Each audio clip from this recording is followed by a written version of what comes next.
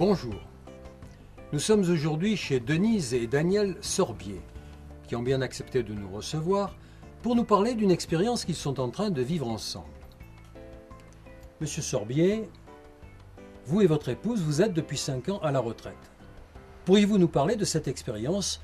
Bien sûr, la retraite, c'est pas une chose facile à vivre et il faut savoir s'adapter aux nouvelles situations que ça engendre dans un couple. Comment cela? Expliquez-vous. Voyez-vous, les femmes acceptent très mal de vieillir. Et avec l'âge, elles se fatiguent de plus en plus vite. Donc il faut être patient avec elles et admettre que pour elles, les tâches domestiques sont de plus en plus difficiles. C'est normal. Et je pense que vous le comprenez. Bien entendu. D'ailleurs, quand je rentre du golf et que le dîner n'est pas prêt, je crie pas. Je me mets pas en colère. Je dis simplement de tout préparer tranquillement et quand c'est prêt, elle m'appelle pour que je puisse manger. Entre nous, vous ne pourriez pas un peu l'aider? Bien sûr. Et je ne cesse de l'encourager.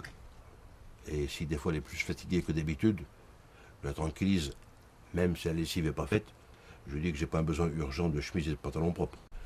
Vous voyez comme je suis conciliant compréhensif. Évidemment, vu sous cet angle. Elle fait ce qu'elle veut, quand elle veut.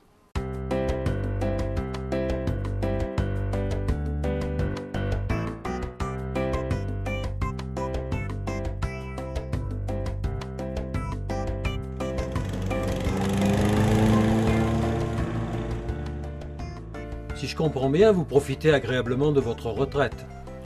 Tout à fait. Mais pour cela, il faut savoir composer. Ne jamais oublier que les femmes vieillissent mal physiquement et moralement. Notre rôle, notre devoir est de rester calme, patient, tolérant, même si cela parfois est très difficile à supporter. Je remercie Monsieur Sorbier de nous avoir fait partager ses convictions intimes et personnelles.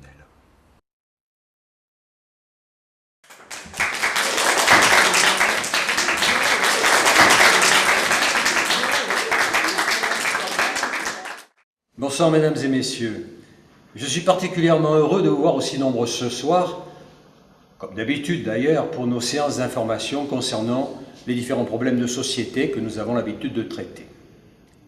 En ce qui concerne ce film, je dois vous apprendre, malheureusement, que M. Sorbier est décédé brutalement à la fin du tournage. Quant à son épouse, la semaine dernière, les jurés de la cour d'assises d'Aix-en-Provence l'ont acquitté.